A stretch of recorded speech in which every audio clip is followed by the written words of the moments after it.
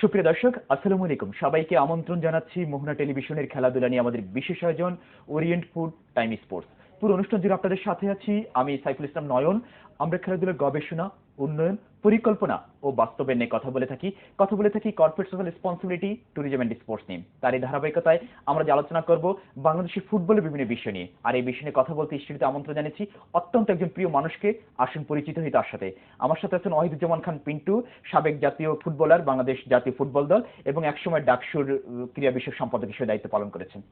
আপনাদের সময়কার ফুটবল আর এখনকার ফুটবল, এটা নিঃসন্দেহে যে ডে নাইট ডিফারেন্স, যে আসলে ফুটবলের যে রমরম অবস্থা ছিল, যে 70-80 দশকের যে ফুটবলের যে ক্রেজি ভাব ছিল, সেটা কিন্তু এখন কিন্তু একেবারেই কিন্তু নেই। কিন্তু আসলে কেন, কি জন্য, কোন বিষয়গুলোকে আপনি দায়ী করছেন? আমি প্রথমেই সেই বিষয়টিতে আসবো। আমি সর্বপ্রথম বলবো যে আপনাদেরই দোষটা বেশি জি আমার দৃষ্টিতে। জি তার কারণ স্বাধীনতার পরে জি মানুষের রিক্রিয়েশন বলতে যেটা ছিল, একসময় ফুটবলটাই ছিল ইয়াং জেনারেশনের মনের মধ্যে একটা বিরাট আকর্ষণ। আচ্ছা।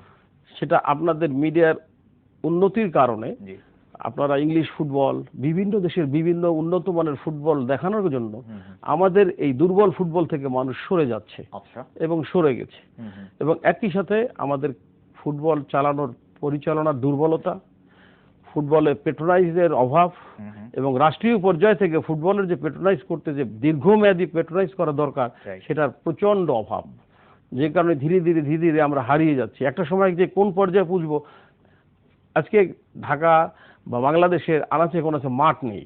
আগে বিল ছিল, মাঠ ছিল, খেলাধুলা করতো, এখন সেই অবস্থা নেই। আচ্ছা লোক সংখ্যা বেড়েছে, সেই অনাবাদী জমি থাকছে না, খেলতে পারছে না। কিন্তু রাষ্ট্রীয় পর্যায়ে রাষ্ট্রের প্রয়োজন এগুলো সৃষ্টি করা, সেগুলো আমি আপনি পারবো না, আচ্ছা রাষ্ট্রের কাজ। মন্ত্রী হলেই হবে না, মন্ত্রীর দায়িত্ব নিয়ে কাজ করতে হবে। হুম হুম কিন্তু এইসব কারণেই আমরা পিছিয়ে যাচ্ছি, আরো পিছিয়ে যাব। কোনখানে যাব সেটা বলা ভীষণ কষ্ট। আচ্ছা, সেটা হচ্ছে যে আপনারা যে সময় ফুটবল খেলেছেন তখন কিন্তু ফুটবলে কিন্তু অতটা পেশাদারিত্ব কিন্তু আমরা লক্ষ্য করছি না, যে নিজ দায়িত্ব থেকে নিজের মানে খরচ দিয়ে সবকিছু দিয়ে নিজের মানে দেশের ও প্রান্ত থেকে এ প্রান্তে আপনার ফুটবল খেলে গিয়েছে। কিন্তু এখন পেশাদারিত্ব আসা সত্ত্বেও কিন্তু আমরা কিন্তু ভালো খেলাটা কিন্তু সেখানে কিন্তু খেলোয়াড়রা উপহার দিতে পারছে না দর্শককে। আপনি বিষয়টি কিভাবে দেখছেন? আমাদের পেশাদারিত্ব বলতে আমরা যা বুঝাই, আমি যতটুকু বুঝি, এটা বলতে কাগজে কলমে। জি বাস্তবতা পেশাদারিত্বের কতটুকু দায়িত্ব নিয়ে আমরা খেলছি জি অথবা ক্লাব পরিচালনা করছে। জি আমরা যখন ফুটবল খেলেছি, এই ধরেন এখন ফুটবলের কোনো টুর্নামেন্ট নেই সারা বাংলাদেশে। আগে যখন আমরা খেলতাম, আমাদের একটা মানে ভাষা আছে, খ্যাপ খেলতাম। কেউ ভাড়া বলে, কেউ খ্যাপ বলে। আচ্ছা তো খ্যাপ খেলার মানে আনাচে কোনাচে বিলে মাঠে খেলতাম। আমরা তখন ছাত্র ছিলাম, খেলতাম, আমরা পয়সা পেতাম। সে পয়সাটা আমাদের ব্যাপার ছিল না। খেলতে যাবো, হায়ারে একটা অমুক জায়গায় হাততালি পাবো, সেটা কিন্তু আমাদের আনন্দের ছিল। আচ্ছা সেই জিনিসগুলো কিন্তু এখন নেই। হুম হুম যদি রাষ্ট্র পেট্রোনাইজ করতে, রাষ্ট্রকে ফার্স্ট পেট্রোনাইজ করতে হবে। হুম হুম সেটা যদি না করে, ব্যক্তি পেট্রোনাইজে কতটুকু আগাবে? আর ফুটবল কিন্তু বড় লোকের খেলা, এটা কিন্তু কম টাকার খেলা না। আচ্ছা দেখা যায় যে এরা হাফ প্যান্ট পরে খেলছে, কিন্তু ফুটবলের বিল করা অনেক টাকার ব্যাপার, অনেক বড় বড় পেট্রোল দরকার। এখানে রাষ্ট্রকে দায়িত্ব নিতে হবে আমার ভাষায়, ব্যক্তি দায়িত্বে। কিন্তু আপনি পেশাদারিত্বের কথা আমরা তো দেখেছি, এক একজন ফুটবল এখন 35 থেকে 40 লক্ষ টাকা এক এক মৌসুমে তারা মানে একটা ক্লাব হয়ে খেলছে, কিন্তু তারপরেও তাদের থেকে ভালো খেলা আমরা আশা করতে পারছি না কেন? বা ক্লাবগুলি বা কি দায়িত্ব তাদের উপরে বহন করে দিয়েছে এবং তারাই বা কতটুকু প্রোভাইড করছে? টাকাটা তো আসলে অফিসিয়ালি আমরা দেখতে পারি না, টাকা তারা নিচ্ছে। এখন যে ক্লাব পরিচালনা করছে, আমি যদি ওইভাবে কোনো ক্লাবের সাথে জড়িত নাই, কিন্তু এই ওরিয়েন্টেড মানে টোটাল সমষ্টিগতভাবে আমি দেখি বা জানি কিছু কিছু। সেখানে টাকা পাচ্ছে, টাকা যদি পেয়েই যাচ্ছি, আমার যে দায়িত্বটা, সেই দায়িত্বটা যদি আমাকে কেউ আদায় করে না নেয় বা আমি যদি না দিতে চাই, তাহলে আপনি কি বা করতে পারবেন? সেই অর্থে নিজের রেসপন্সিবিলিটি থাকবে তো। জি।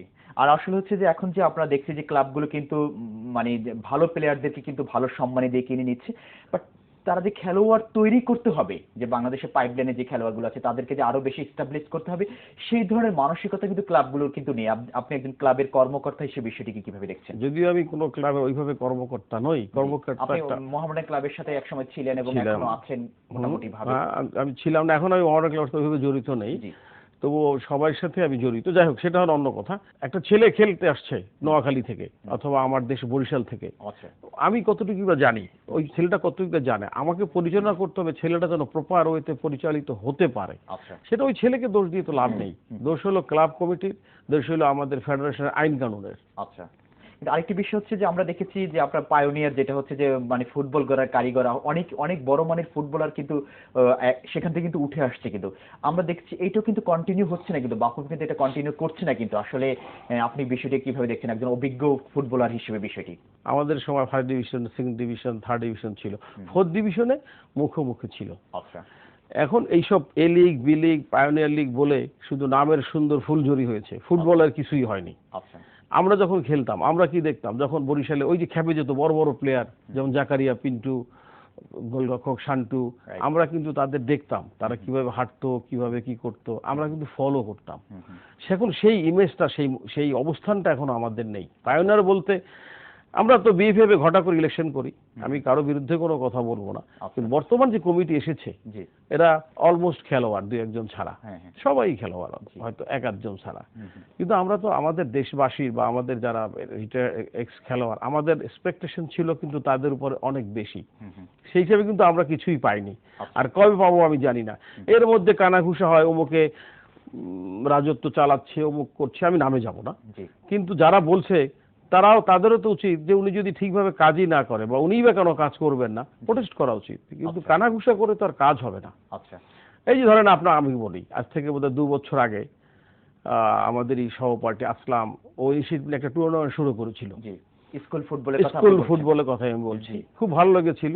টুর্নামেন্টটা কষ্ট করে বিএফএফ এর সহযোগিতায় শেষ করেছিল, পৃষ্ঠপোষকদের মাধ্যমে সে খুব কষ্ট করে স্পন্সর জোগাড় করেছিল। কিন্তু এরপরে একবার খেলাটা হলো, এবারও আমরা খবর নিয়ে দেখছি যে স্পন্সর টাকা পয়সা দিয়েছিল, এবার হয়তো তারা কিছু টাকা দিয়েছে, কিন্তু মন্ত্রণালয়, ফেডারেশন এইসব ফাইল টানাটানিতে বোধহয় আতুর ঘরেই পড়ে আছে। কিন্তু যেমন যেটা হচ্ছে যে আমরা দেখেছি স্কুল ফুটবল থেকে যে ট্যালেন্ট হান্ট গুলো উঠে এসছে, তাদেরকে যে নার্সিং এর পরবর্তী একটা নার্সিং এর ব্যবস্থা করা দরকার, কিন্তু সেটা কিন্তু ফুটবল ফেডারেশন কিন্তু আমরা কিন্তু আজও পর্যন্ত লক্ষ্য করছি না। তাহলে এই টুর্নামেন্ট করে আমাদের আসলে কি লাভ? এইখানেই তো আসেন আসল কথা। এটাই তো জিনিস, একটা ছেলে চলে আসবে, আপনাকে একটা কথা মনে রাখতে হবে, ফুটবল কিন্তু আমাদের পয়সাওয়ালা ফ্যামিলির ছেলেরা খেলে না, মধ্যবিত্ত, নিম্নবিত্তরা নিম্ন মধ্যবিত্তরা ফুটবল খেলে। আমরা মধ্যবিত্ত, নিম্ন মধ্যবিত্তর মাঝামাঝি, যেন আমার বাবা ডাক্তার ছিলেন, কিন্তু আমরা ফুটবল খেলতাম, বাপ মায়ের মার খেয়ে, বকা শুনে, পালিয়ে গিয়ে ফুটবল প্র্যাকটিস করতাম। তার মানে একটা নেশা। নেশা মানে কি? টোটালটাই নেশা। কি টাকা পাবো, কি পাবো না পাবো সেটা আমাদের ব্যাপার না, ফুটবল খেলবো। অমুক নুরনবী ভাই খেলেছে, জাকারিয়া পিন্টু ভাই খেলেছে, আমার বড় বাদল খেলেছে, আমরা এরকম প্লেয়ার হবো, এটাই ছিল আমাদের টার্গেট। কারণ টাকা পয়সা তো আমার দরকারও ছিল না, পারিবারিকভাবে বয়সও কম ছিল, টাকার প্রয়োজনও ছিল, টাকার অভাব আমরা ওইভাবে কখনো বুঝিও নি। সেই জিনিসটা, ক্রেজটা এখন নাই। আর ফুটবলটা করতে করতে করতে এমন স্টেজে গেছে, আমার তো মনে হয় না মধ্যবিত্ত কোনো ছেলেরা এখন ফুটবলে আসছে। তা আমার খুব কষ্ট, আসা উচিত। কেন আসছে না? আমরা ওইভাবে মোবিলাইজ করতে পারছি না, বুঝতে পারছি না ফুটবলের সম্মান আছে, আসলে ফুটবলে টাকা আছে, মানে এটা কনফিউজ আসলে এটা কতটুকু ফিউচার আছে। ওই যে আগে বলে গেছি, এক সময় হারিয়ে যাবে, পান্ডা প্রাণীর মতো এক সময় আমাদের দেশে ফুটবল খেলতো বা খেলতাম, আমরা জাতীয় দলে খেলেছি, ইতিহাস থাকবে, ফুটবল থাকবে, এইভাবে চললে আমি মনে করি না। আমার মুরব্বীরা বুঝতে পারে, আমি বেশি বুঝে ফেলছি, যারা ফেডারেশনে আছেন আমারই বন্ধু সবাই, তারা ভাবতে পারেন পিন্টু বড় বড় কথা বলছে, ফুটবলের সময় দিচ্ছে না। হ্যাঁ, ফুটবল আমার মন প্রাণ। পিন্টু ভাই, আমরা যখন দেখেছি, আমরা 70-80 দশকের দিকে যখন মানে একজন প্লেয়ার যখন গোল নিয়ে গোল পোস্টে অ্যাটাক করবে, তখন কিন্তু পিন্টু গোল পোস্টে আছে, তার গোল হওয়ার কোনো সম্ভাবনা নেই। কিন্তু আমরা কিন্তু এখন কিন্তু সেই কনফিডেন্সটা কিন্তু আসলে ধরে রাখতে পারছি না। আমাদের সেই গোলরক্ষককে কিন্তু আমাদের দেশে কিন্তু কনফিডেন্স লেভেল গোলরক্ষককে কিন্তু আমাদের নেই। কিন্তু আপনি একজন গোলরক্ষক হিসেবে বিষয়টিকে কিভাবে দেখছেন, বা কিভাবে বড় মাপের গোলরক্ষক আমরা তৈরি করতে পারি বাংলাদেশে? That was the craze. ওই যে গোল পোস্টে বল গেলে সারা অডিয়েন্স খেপে উঠতো, পাগলের মতো উঠতো, উম্মাদের মতো তখন দর্শক ছিল, উম্মাদের মতো দর্শক ছিল।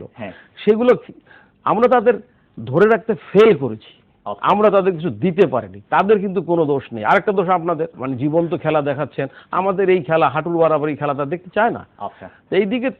এইদিকে তাদের ফিরে নিয়ে আসতে হলে আমাদের এশিয়ান স্ট্যান্ডার্ড যেতে হবে। এশিয়ান স্ট্যান্ডার্ডে যেতে হলে যা যা করার দরকার সেটা টেকনিশিয়ানরাই বলবে, সেটা আমার ডিউটি না। আমি চাচ্ছি রাষ্ট্রের কাছে আমি মাঠ চাচ্ছি, রাষ্ট্রের কাছে আমি ফাইন্যান্স চাচ্ছি, তাদের দায়িত্ব ফাইন্যান্স দেওয়া, মাঠ দেওয়া। আমার দরকার ট্রেনার, আমি ট্রেনিং এ আমি হেল্প করব বা আমি আরো উপদেশ দিব।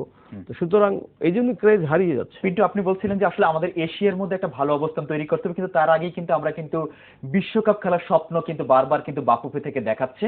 আসলে এটা কতটুকু বাস্তবায়ন সম্ভব সেই বিষয়গুলো নিয়ে শুনবো, কিন্তু তার আগে ছোট্ট একটা বিরতিতে যাব। সুপ্রিয় দর্শক, আমরা যাব ওরিয়েন্ট ফুড টাইম স্পোর্টসের ছোট্ট একটা বিরতিতে। আশা করছি আমাদের সাথেই থাকবেন।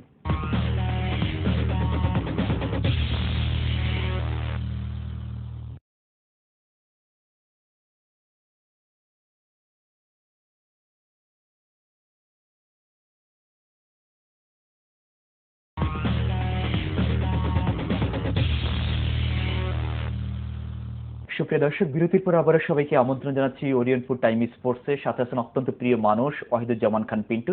আমরা বিরতির আগে যে বিষয়টি নিয়ে কথা বলছিলাম যে আমরা এশিয়ার মধ্যে ভালো করতে হবে, কিন্তু তার আগে আমরা বিশ্বকাপের স্বপ্ন দেখছি, কতটুকু বাস্তবায়ন সম্ভব? বিশ্বকাপের স্বপ্ন দেখা ভালো, স্বপ্ন তো ধীরে ধীরে বাস্তবতা আসে। আমরা দেশ স্বাধীন করেছি, আমরা দেশ স্বাধীন হয়েছে, এক সময় তো ভাবতে পারিনি। এক সময় ছোট থেকে কথা বলতে বলতে দেশ স্বাধীন হয়েছে, মুক্তিযুদ্ধ হয়েছে। একদিন হয়তো আমরা বিশ্বকাপের দ্বারপ্রান্তে যাব। ৫৫ বছর আগে যখন দেশ স্বাধীন কথা তো আমরা চিন্তাই করতে পারতাম না। সেই ৬৯-এর গণ আন্দোলনের পরে যখন স্বাধীনতার ৭০-এর পরে কথা উঠলো, আমরা কিন্তু অনেকে ভয় পেয়েছি, শুনে পশম দাঁড়িয়ে গিয়েছে। আমাদের কম বয়স ছিল তখন। তারপরও তো সেই স্বাধীনতা, এত যুদ্ধ, এত কিছু, এত রক্ত, ৩০ লক্ষ মানুষ নিহত হয়েছে, ২ লক্ষ মা বোনের সম্ভ্রমহানি হয়েছে। কই, আমরা তো স্বাধীনতা পেয়েছি। মানুষ যাদের দায়িত্ব দিয়েছে, আমি এখানে ফেডারেশনের কথাই বলবো, তাদের অনেক দায়িত্ব আছে। এবং এখন যখন ফেডারেশনে যারা আছে, সরি টু সে, আমি একসময় বিএফ এর মেম্বার ছিলাম। আমি নিজেও বিএফ এর মেম্বার ছিলাম। তখন জেনারেল হাসান সাহেবের সাথে, জেনারেল মাহমুদুল হাসান ছিলেন তখন প্রেসিডেন্ট, ওনার সাথে আমি একটা আর্গুমেন্ট করে বেরিয়ে আসছিলাম ফেডারেশন থেকে। এরপরে আমি আর কখনো ওই ফেডারেশনে যাইনি। এরপরে ফেডারেশন চেঞ্জ হয়ে গেছে, কিন্তু আমি নীতির কাছে কিন্তু আমি একই ছিলাম, সেটা থেকে আমি সরে আসিনি। তো এখনো আমি বলতেছি, যারা ফেডারেশন আছেন ওনাদের অনেক দায়িত্ব। আমি কারো নাম বলবো না, অমুকে প্রেসিডেন্ট, অমুকে জেনারেল সেক্রেটারি, অমুক সম্পাদক, অমুকে টুর্নামেন্ট কমিটির চেয়ারম্যান, এই নাম জুড়িয়ে আমাদের দরকার নেই। তো কিন্তু আমি আরেকটি বিষয় যোগ করতে চাচ্ছিলাম যে আসলে আপনি বলছেন স্বপ্ন দেখতেই পারে, কিন্তু সেই স্বপ্ন দেখার আগে কিন্তু আমাদের কিন্তু একটা সুদূর প্রসারী পরিকল্পনা কিন্তু করতে হবে, কিন্তু সেইটা কিন্তু এখন পর্যন্ত বাস্তবে শুরুই করিনি। তাহলে আমরা কিভাবে ভিশন ২০২২-এর কথা আমরা চিন্তা করতে পারি? এক্স্যাক্টলি, আমি এই কথাটাই বলতে চাচ্ছিলাম। জি, রাজনীতিবিদদের মতো জি শুধু আমাকে আশা দেখিয়ে সময় কাটালেই চলবে না। সময় কিন্তু এই ফেডারেশনের অনেক সময় কেটে গেছে অলরেডি। ঢাকা লিগের ওই ফ্লাড লাইটের কটা খেলা ছাড়া তো আমি তো কিছু দেখছি না। আমি চাচ্ছি আবার ফিরে যেতে ইন্টার স্কুল খেলা, আমি চাচ্ছি আবার ফিরে যেতে জাতীয় ফুটবলের জন্য সারা বছর আমরা অপেক্ষা করতাম। ঢাকা মাঠ, ঢাকা বিশ্ববিদ্যালয়ে মাতিয়ে বেড়াতাম, তারপরও বসে থাকতাম শেরেবাংলা কাপ কবে হবে। সেটা আলাদা চার্ম, আলাদা শিহরণ কোথায় হারিয়ে গেছে। সালাউদ্দিন ভাই তো, উনি প্রেসিডেন্ট, আমাদের বাদল রায়, আমাদের বন্ধু, আমাদের ভাই, তারাও তো ফুটবল এই খেলাই খেলেছে। তারা যে পারছে না কেন?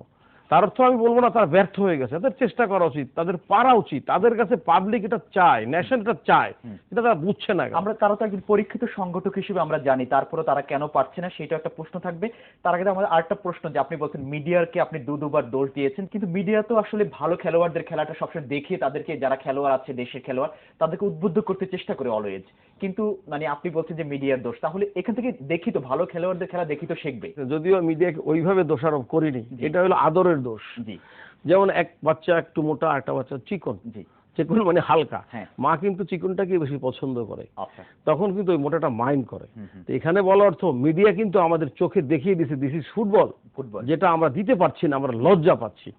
এই ফুটবলটা শিখতে হলে আমাকে অনেক কষ্ট করতে হবে, অনেক দূর আগাবার চেষ্টা করতে হবে, দীর্ঘমেয়াদী রাষ্ট্রকে পরিকল্পনা করতে হবে। তো মিডিয়া দেখা যাচ্ছে, মিডিয়ার কাজই দেখানো। মিডিয়া আমাকে লজ্জা দিয়ে দিচ্ছে এবং ওই লজ্জা এবং আমাদের মনের ক্ষুধা নষ্ট করে দিচ্ছে। ওই ফালতু ফুটবল আপনারা দেখতে যাচ্ছেন না। এটা ইন এ সেন্স এটা কিন্তু মিডিয়ার আমি প্রশংসা করছি। মিডিয়ার সেই কোন থেকে, ব্রাজিল থেকে, সে আর্জেন্টিনা থেকে, সে ইউরোপ থেকে, ম্যানচেস্টার থেকে খেলা এনে আমাদের দিচ্ছেন, এটা তো প্রশংসনীয় 1000%। আমরা একটা ফিল্ম দেখার জন্য, তখন আমরা যখন ফুটবল খেলতাম তখন তো বিটিভি ছাড়া ছিল না, একটা ফিল্ম দেখার জন্য আমরা এনএসি থেকে বসে থাকতাম 7টার সময় ওয়ালের সাথে মনিটর লাগিয়ে আমাদের খেলা দেখাচ্ছে, আমরা হয়তো 200 লোক বসে আছি, তারা কিন্তু সব ন্যাশনাল স্টারের মধ্যে 50 জন। সেই দিন এখন না, এখন আমি মোবাইলেই দেখতে পাচ্ছি ম্যানচেস্টার ইউনাইটেড খেলা আপনাদের জন্য। এটা তো আমি প্রশংসা তো করছি, কিন্তু এটা অন্য ধরনের আবার করছি, আমাদেরই আমি মানে কি বলবো, সমালোচনা করছি। যে আপনি ডাকসুর ক্রীড়া সম্পাদক হিসেবে দায়িত্ব পালন করেছেন, সেই সময় কিন্তু আমরা দেখেছি স্কুল কলেজ বিশ্ববিদ্যালয়ে কিন্তু আমরা দেখেছি খেলার একটা রমরমা অবস্থা ছিল, কিন্তু প্রত্যেকটা খেলাতে তারা অ্যাটেন্ড করতো এবং হচ্ছে যে একটা দল তৈরি করে কিন্তু বিভিন্ন জায়গায় কিন্তু তারা পার্টিসিপেট করতো। আমরা দেখছি যে রাজনীতির কারণে কিন্তু অনেকটাই দেখছি যে এখন কিন্তু সেটা কিন্তু এই ডাকসুর কার্যক্রম নেই। খেলা তো দূরের কথা, অন্যান্য যে খেলা রিলেটেড যে কার্যক্রম আছে সেগুলো কিন্তু রাজনীতিকরণের কারণে বন্ধ হয়ে গিয়েছে। আপনি একজন ডাকসুর ক্রীড়া সম্পাদক হিসেবে বিষয়টি কিভাবে দেখছেন? ডাকসুর দায়িত্ব তো আমরা পালন করেছি যতটুকু পেরেছি, এবং সেটা দায়িত্ব ছিল। আপনি যে আন্তঃ বিশ্ববিদ্যালয়ের কথা বলেছেন, আন্তঃ বিশ্ববিদ্যালয়, আন্তঃ হল, আন্তঃ ডিপার্টমেন্ট খেলা আমি চালিয়েছি। আন্তঃ ডিপার্টমেন্ট এখান থেকে কিন্তু অনেক বড় মানের খেলোয়াড় কিন্তু উঠে হ্যাঁ ধীরে ধীরে আসবেই। আন্তঃ ডিপার্টমেন্ট, আন্তঃ হল, আন্তঃ বিশ্ববিদ্যালয়, তারপরে ন্যাশনাল চ্যাম্পিয়নশিপ। আচ্ছা, এই যে আন্তঃ হল তিনটা আমরা সরাসরিভাবে মনিটরিং করতাম, আমরা পরিচালনা করতাম। স্পোর্টস বোর্ডের, বিশ্ববিদ্যালয় তো একটা অন্য বডি, স্পোর্টস বোর্ডের সাথে আমরা মিলে, ছাত্র সংগঠন মিলে আমরা এগুলো পরিচালনা করতাম। এবং আমার সময় এবং আমার পরেও হয়তো কিছুদিন হয়েছে, এরপরে ধীরে ধীরে স্তীমিত হয়ে গেছে। এটা রাষ্ট্রীয় পর্যায়ের ব্যাপার থাকে, রাষ্ট্রীয় পর্যায়ের ব্যাপার। আপনি দেখবেন যে হেড অফিস কি করছে, কি চাচ্ছে, ডিমান্ড তো সেভাবেই সাপ্লাই হয়। আর এরপরে আমাদের রাজনীতির মধ্যে ওই মাসেল পাওয়ার, মারপিট এগুলো এসে ঢুকে গেছে। এর পরপরই দেখবেন 80-র দশকের পরেই এগুলো খুব প্রচন্ড আকারে বেড়ে যায়। আমি কোনো ছাত্র সংগঠনের নাম বলবো না, কিন্তু সব সংগঠনই কম বেশি করেই যাচ্ছে। আচ্ছা, জামাতও চান্স পেলে ঢুকে যাচ্ছে এই কাজ করার জন্য। দেখছি যে আপনি বলছেন রাজনীতিকরণের কারণে আমাদের খেলাটা বিশ্ববিদ্যালয় কলেজ লেভেল থেকে আস্তে আস্তে হারিয়ে যাচ্ছে আর কি।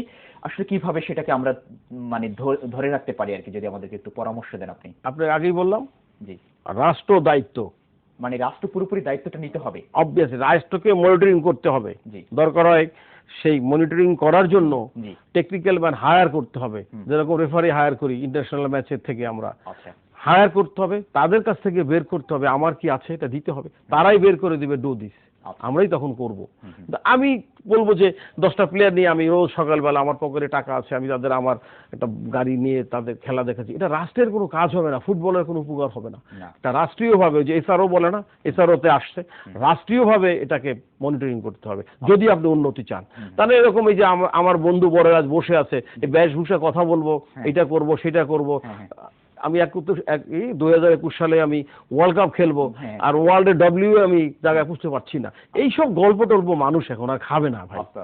বাস্তবতা দেখাতে হবে। ওই যে বললাম যে এই টিমকে, এই দলকে, এই দেশকে, আপনি সৌদি আরব কোথায় গেছে আজকে সেটাই চিন্তা করেন, আপনি ইরান কোথায় গেছে চিন্তা করেন, আমিরাত কোথায় গেছে সে চিন্তা করেন। এটা তো সুতরাং একটাই বলছি, ফুটবল হাফ প্যান্ট পরে আমরা খেলি, কিন্তু এটা কিন্তু আসলে বড় লোকের খেলা, অনেক টাকার খেলা, পার্মানেন্ট পেট্রন দরকার, লম্বা সময়ের পেট্রন দরকার, এবং সেই পেট্রনগুলো ইনডাইরেক্টলি রাষ্ট্রকে পরিচালনা করতে হবে। আপনি বলছেন যে মাঠে আমরা এখনকার ভালো খেলা দেখতে পাচ্ছি না, সেটাও কিন্তু মাঠে খেলোয়াড়দের উদ্বুদ্ধকরণের জন্য কিন্তু একটি বড় বিষয় হচ্ছে যে দর্শক। কিন্তু আমরা কিন্তু সেটা কিন্তু এখন কিন্তু আপনাদের সেই সময়কার দর্শক, যে মাঠে কিন্তু মানে প্রতিটা খেলা যখন হতো মাঠে দর্শকে পরিপূর্ণ থাকতো, কিন্তু আমরা কিন্তু সেটা কিন্তু এখন লক্ষ্য করছি না। কিন্তু আসলে দর্শক টানার ব্যাপারে কিভাবে আমরা দর্শক আরো মাঠে বেশি টানতে পারি, ফুটবলের জন্য উদ্বুদ্ধ করতে পারি। আপনারা এত ভালো খেলা দেখিয়ে দেখিয়ে দর্শকদের রুচি নষ্ট করে দিয়েছেন। এই রুচিকে ধরতে হলে আমাদের অনেক কম্পিটিশন করতে হবে, অনেক মানে অনুশীলন করতে হবে, রাষ্ট্রীয়ভাবে প্রোগ্রাম করে ফুটবলকে আগায় নিতে হবে। তাদের সম স্ট্যান্ডার্ড আমরা যেতে না পারি, একটা মিনিমাম স্ট্যান্ডার্ডে যেতে হবে, যে দর্শক এই ট্রাফিকের মধ্যে কাজ ফেলে ঘামের মধ্যে এসে তারা আনন্দ পায়। এটা খুব সিম্পল। এই যদি না করতে পারেন, আজকে তাহলে আমি প্রেসিডেন্ট হব, অমুকে চেয়ারম্যান হবে, অমুকে টিম নিয়ে ইংল্যান্ড যাব, আমরা প্যাকেজ ট্যুর করবো। তো ফুটবলের কোন উন্নতি হবে বলে আমি ব্যক্তিগতভাবে বুঝি না। সর্বশেষ হচ্ছে যে আসলে আমাদেরকে শত বাধা এবং প্রতিকূলতার মধ্যে যদি আমাদের একটু স্বপ্নের বাণী শোনানো হয়, যেমন খান পিন্টু। আশার বাণী শোনাবো না কেন? আমি আশাবাদী। আপনি তো একজন মুক্তিযোদ্ধা ছিলেন আর কি। হ্যাঁ, আমি একজন আমার বয়সে মুক্তিযোদ্ধা ছিলাম, আমি আশাবাদী। আমি মনে করি সালাউদ্দিন ভাই তো বলবো যে উনি রাষ্ট্র থেকে অনেক কিছু পেয়েছে, সম্মান, ওনার মতো সম্মান রাষ্ট্র বা প্রাইভেট সেক্টর থেকে ওনাকে, আমরা যে ফুটবল খেলেছি, যদি উনি আমার চেয়ে অনেক অনেক বড় মাপের খেলোয়াড় ছিল, আমি খুব কম বয়সে খেলা বিদায় হয়েছি পায়ে ব্যথার কারণে, কিন্তু উনি অনেক পেয়েছে, রাষ্ট্র ওনাকে সম্মান করছে, সাধারণ মানুষ ওনাকে সম্মান করছে এখন রাষ্ট্রকে দেওয়ার জন্য, কিন্তু উনি কিন্তু সেই সুযোগটা উনি পেয়েছে, কিন্তু নিতে পারছে কতটুকু, এটা তো আমার প্রশ্নবোধক থাকি। আচ্ছা আচ্ছা, উনি তো মানুষ মানে দিয়েছে, ডিএফএফ একে ভোট দিয়ে সালাউদ্দিন ভাইকে 2বারই তো প্রেসিডেন্ট করেছে, কিন্তু পাচ্ছে কি? আমি সালাউদ্দিন ভাইয়ের বিরুদ্ধে বলছি না, কিন্তু তারপরও সালাউদ্দিন ভাই ঘাড়ি এটা যাবে, পাচ্ছে কি? আমরা কি পাচ্ছি? এখন আমরা বলতে পারেন যে তুমি তো ফেডারেশনের মেম্বার ছিল, আমি যখন মেম্বার ছিলাম তখন সালাউদ্দিন ভাই ফুটবল খেলতেন, কিন্তু আমি কিন্তু প্রোটেস্ট করে বেরিয়ে আসছি আচ্ছা সেই আর্মি জান্তার সামনে, জেনারেল হাসানের সামনে, যে নো ভাড়া খেলা নিয়ে একটা পয়েন্ট আর্গুমেন্ট হয়েছিল প্রচন্ডভাবে। আমি বলছি না, আমি বেসিক মৌলিক ক্রিয়াবিদ হিসেবে আমি মনে করি এইটাই হওয়া উচিত।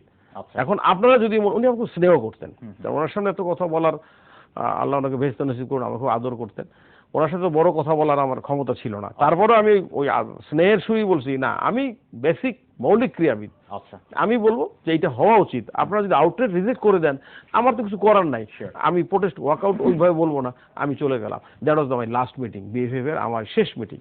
আসলে আমাদের সময় একেবারে শেষ প্রান্তে, এতগুলো বিষয় নিয়ে কথা বলতে সময় অনেক প্রয়োজন, কিন্তু সময় আমার কথা একেবারে কিন্তু শেষ হয়নি। বাধা।